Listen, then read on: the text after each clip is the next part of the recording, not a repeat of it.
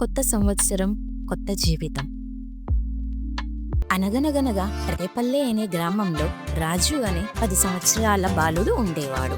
రాజు ఎంతో ఉత్సాహవంతమైన, తెలివైన కుర్రవాడు. రాజు కొద్ది రోజుల నుంచి కొత్త సంవత్సర వేడుకల కోసం ఎంతో ఉత్సాహంగా ఎదురు చూస్తూ ఉన్నాడు. ఒకరోజు రాజు వాళ్ళ నాన్న దగ్గరికి వెళ్ళి, నాన్న, ఈసారి మనం కొత్త సంవత్సర వేడుకలు చాలా గ్రాండ్గా జరుపుకోవాలి.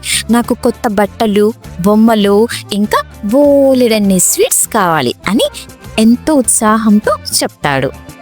అప్పుడు అతని తండ్రి కొడుకు ఉత్సాహాన్ని చూసి నవ్వుతూ, సరే బాబు, నిన్ను మార్కెట్కు తీసుకువెళతాను, నీకు నచ్చింది కొనుక్కుందువు కానీ అని అంటాడు.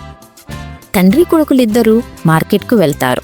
మార్కెట్లో ఎక్కడ చూసినా రంగురంగుల అలంకరణలు, రుచికరమైన వాసనలు, ఎటు చూసినా జనాలు మరియు వారి సందడి కనిపించాయి. రాజు ఒక బొమ్మల షాప్ దగ్గర ఆగి, నాన్న, ఆ బొమ్మ చూడండి, అది నాకు కావాలి అని ఉత్సాహంగా అన్నాడు.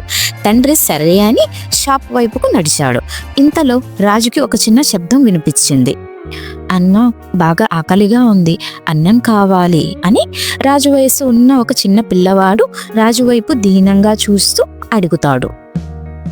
రాజు వెనక్కి తిరిగి చూడగానే ఒక చిన్న కుర్రవాడు పాత బట్టలతో, ఆకలితో తన వైపు జాలిగా చూస్తున్నాడు. అతని పక్కన మరికొంతమంది పేదవాళ్ళు భిక్షం కోసం ఎదురు చూస్తూ ఉన్నారు. రాజు గుండె కరిగిపోయింది. వెంటనే రాజు అతని తండ్రితో, నాన్న, వీరు ఎందుకు భిక్షం అడుగుతున్నారు? వీరికి ఇల్లు లేదా, తిండి గట్రా ఉండవా అని ప్రశ్నించాడు.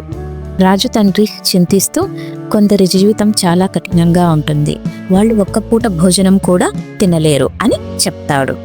రాజు ఆ మాటలు విన్న కొంతసేపు ఆలోచించి, నాన్న, నాకు కొత్త బట్టలు, బొమ్మలు వద్దు, ఆ డబ్బుతో వీరికి సహాయం చేద్దాం అని అన్నాడు.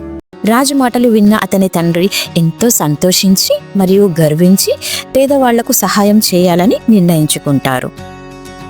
వారు బట్టలు, తిండి పదార్థాలు మరియు తీపి వంటకాలను కొనుగోలు చేసి ఆ పేదవాళ్లకు పంచారు.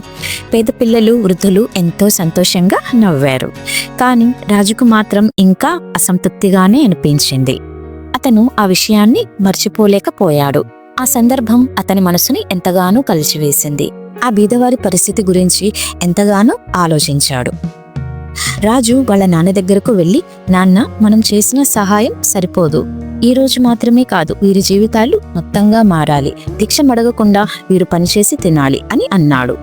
రాజు తండ్రి ఆశ్చర్యంగా, అది ఎలా సాధ్యం బాబు అని అడిగాడు. మన దగ్గర అంత ధనం లేదు అని అంటాడు. వెంటనే రాజు తనకొచ్చిన ఆలోచనను తండ్రి ముందు పెడతాడు. నాన్న, మనం ఒక చిన్న హోటల్ ప్రారంభిద్దాం, అందులో వీరి అందరికీ పని కల్పిద్దాం, వారు పనిచేసి డబ్బు సంపాదించగలరు అని ఉత్సాహంగా చెప్పాడు.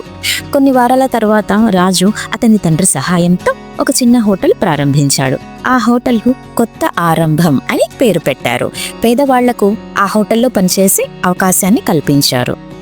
హోటల్ ఎంతో విజయవంతమైంది. భిక్షం అడిగిన వారు ఇప్పుడు గౌరవంగా పనిచేస్తున్నారు. వారు సంపాదించిన డబ్బుతో తిండి, బట్టలు కొనుగోలు చేసి తమ పిల్లలను స్కూల్కు పంపించగలుగుతున్నారు. రాజు చేసిన ఈ మంచి పని ఆ గ్రామంలో ఎందరికో స్ఫూర్తిని ఇచ్చింది. పేదవాళ్ల జీవితాలు మారి గౌరవంగా జీవించడం ప్రారంభమైంది. రాజు తన చిన్న వయసులోనే గొప్ప మార్పుని తీసుకొచ్చి అందరి ప్రశంసలు అందుకున్నాడు. సో ఫ్రెండ్స్, కొత్త సంవత్సరం అనేది ఒక పండుగ కాదు, ఇది కొత్త జీవితాన్ని సరికొత్తగా ప్రారంభించే ఒక అవకాశం. New year is not just the beginning of the year, it should be new beginning of the new life. It should be better than our past. Everyone deserves a better life. So please be part of my new life journey by subscribing our channel for more interesting videos. And అందరికీ నూతన సంవత్సర శుభాకాంక్షలు. Wish you a very happy new year. Thank you.